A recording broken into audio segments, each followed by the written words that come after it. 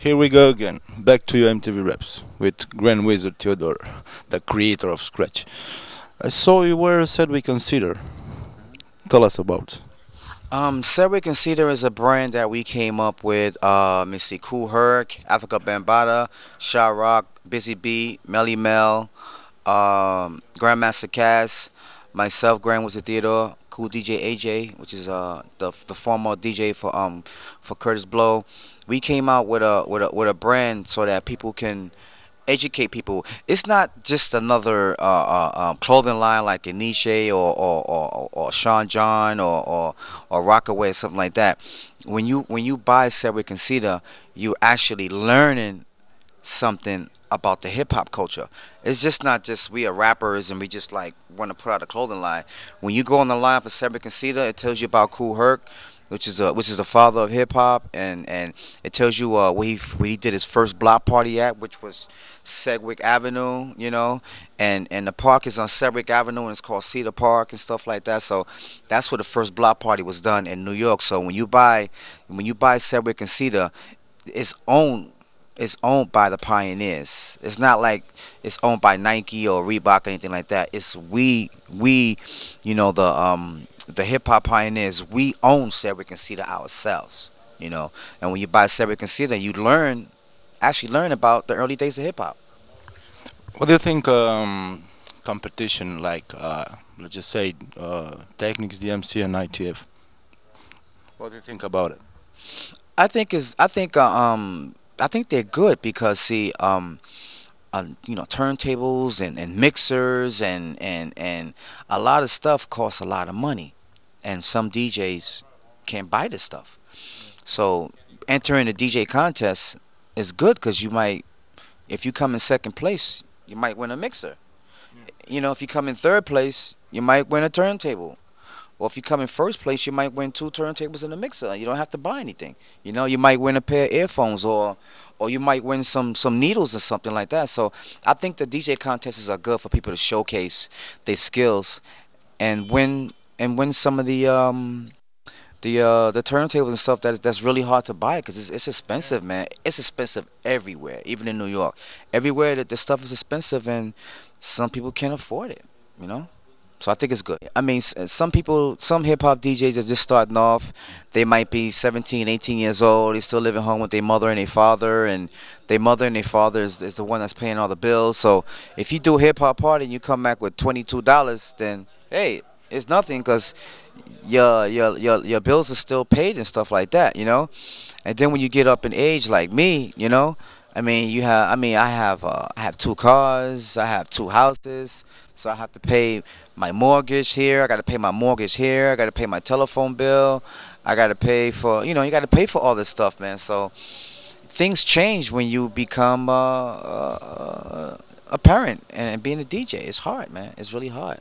There's times when I was thinking about going. You know what? I don't want to DJ no more. It's not too much money, but I just kept doing it because of the love that I have for it. And when I first started DJing, I wasn't making no money, but I was still having fun.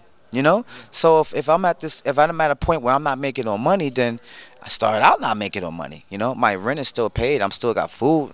Still got food in my belly, food in my refrigerator. So You go to take a regular job or something? yeah, some people went and take regular jobs. Yeah, taxi drivers, exotic dancers. Some guy I know some MCs that became exotic dancers, but I can't say their names, but you know who you are.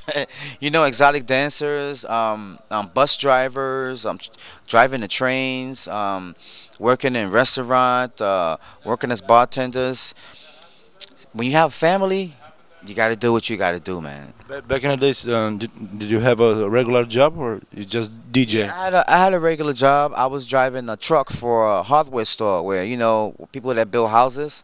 I drive up in my truck from the company and give them all the material to build the houses. And Thursday, Friday, Saturday, I play in the clubs. What do you think about hip hop, let's just say 2008 or 2009?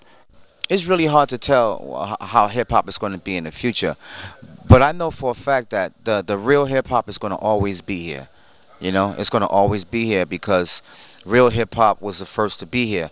And I think that what's going to happen in the future is that you're going to see less and less artists, calling girls, bitches and hoes, and videos with the girls shaking their booties and stuff like.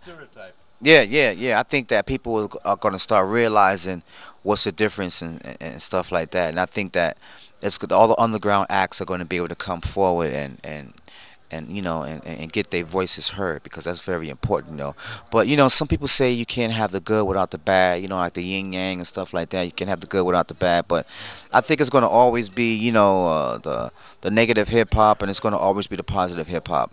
It's going to always be here, It's always going to be somebody that's doing it. You remember the last song, "Where Are They Now"? Where are they now? You remember that song Yeah. from the Where Are They Now? Yeah, we're all there now. Well, like I said earlier, some people lives change. Some people they start using drugs. Some people, Some of them, not all. some people start using drugs. Some people go to jail.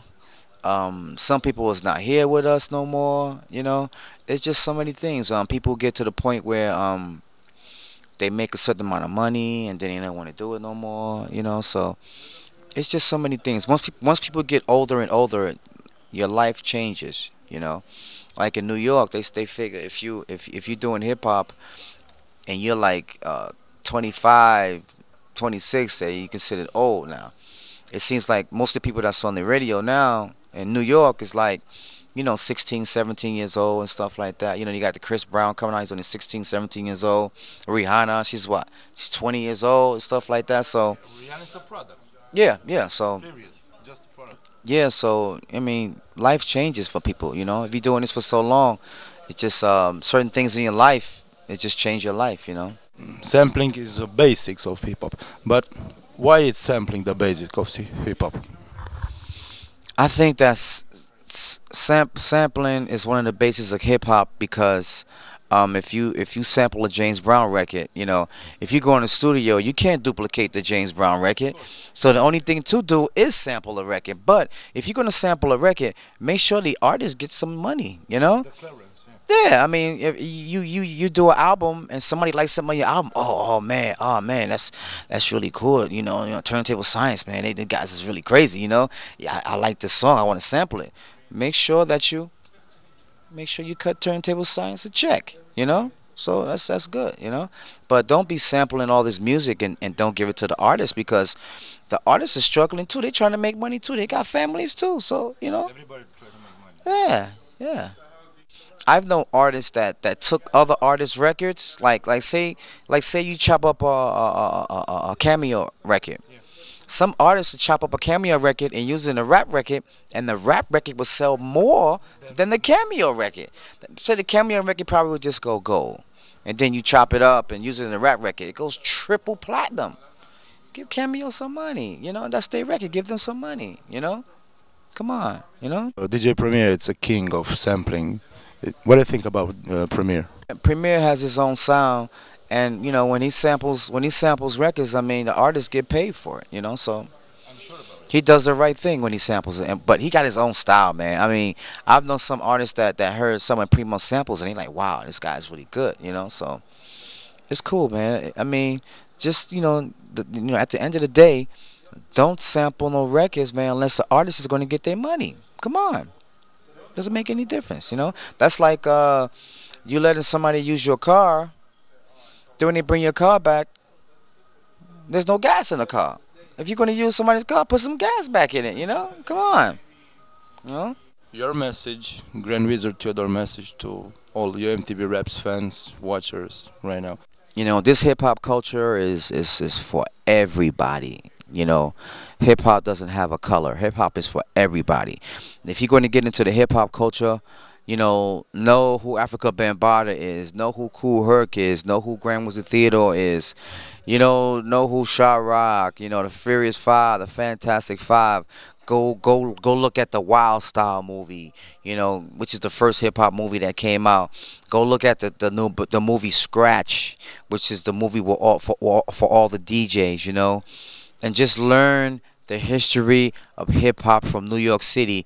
And if you're a graffiti artist, if you're a b-boy, if you're a beatboxer, a DJ, and an MC or MC, it'll make you better at what you do because, you know, there's so many people doing hip hop now. So what you want to do if you want to become a DJ, make sure that you become a DJ that's different from other DJs so that people can notice who you are. If you're an MC trying to think outside the box and trying to be an MC that flip the rhymes the way nobody else flip it. If you're going to be a b-boy, trying to b-boy in a way that nobody else b-boys. If you're going to be a graffiti artist, trying to do graffiti in a way where like nobody else does graffiti, like wow, it's graffiti is crazy. And just basically learn the history of hip hop and make you a better hip hop artist. Okay, man. It was a true honor to speak with you. Thank you very much, man. Thank you. Ok. Eu, MTV Rap s-a terminat. Grand Wizard Theodore, cel care a creat Scratch-ul, este chiar lângă mine. Dar trebuie să recunosc, sunt un pic emoționat. Pentru că dacă acum vreo câțiva ani mi-ar fi spus cineva că peste 2, 3, 5 ani o să stau chiar lângă el și chiar o să vorbesc cu el și o să dau mâna, cred că l-aș fi bătut, că nu l-aș fi crezut. Asta a fost emisiunea. Ne vedem data viitoare. Salut! One.